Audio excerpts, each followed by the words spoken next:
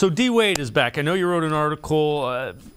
Take us through what you wrote. You know, he's going to get his chance to show that he is a guy that can help solve that wing question the Cavs have. If we go all the way back to training camp in the preseason, there was a battle for starting small forward. And everything that I had heard is that the two players that were most likely to win the job out of camp were either Caris LeVert or Dean Wade. And there was a split. Some people in the organization felt like Dean Wade should have been the starting small forward.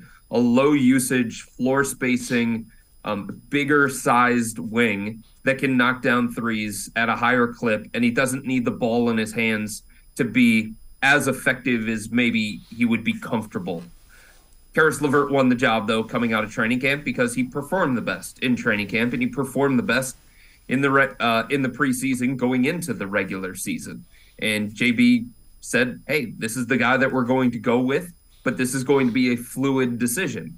And even though Dean didn't win the job coming out of camp, there was still a belief that he was going to be a big part of their plans, a big part of their nightly rotation. And at the time, Dave, that he was starting to get into the flow and he was getting more minutes and he was showing why he was such a good fit, no matter which lineup the Cavs were going to use. He suffered a severe shoulder injury that kept him out for 7 weeks. So they didn't get an opportunity. Of all these different guys that have gotten a real chance to show whether they can or can't be the quote-unquote solution to the small forward problem, and it is still a problem, Dean Wade hasn't gotten that extended opportunity. Lamar Stevens did. Isaac Okoro is getting it right now. Caris LeVert got it at the beginning of the season, and it didn't work out the way that anybody had hoped.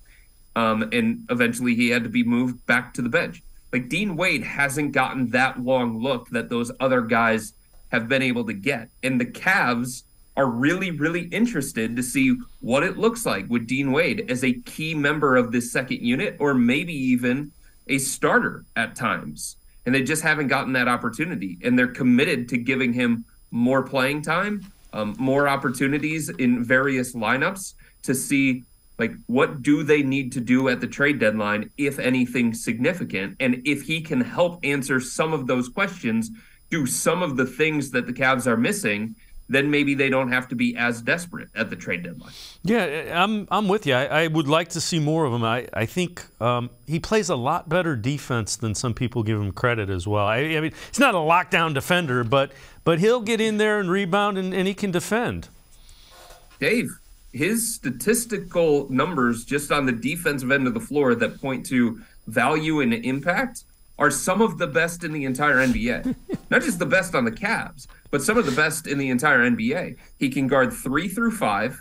He's strong. He's got great feet. He's matched up against Shai Gilgeous-Alexander and Kyrie Irving and also Giannis. And, like, the amount of different players that the Cavs trust him to guard, that speaks to just what they believe his potential is as a defensive player. Again, he's not going to get the same kind of recognition as guys who have done it longer, guys who do it on a nightly basis. But his impact metrics on the defensive end of the floor, the Cavs are 7 points per 100 possessions worse on defense when he's off the floor. Again, he can guard multiple positions, bigger body, great feet, rebounds his position. I think he is a better defender than people give him credit for. Yeah, if you watch him closely, it's kind of like, yeah, this guy can play. I'm with you. I'm intrigued.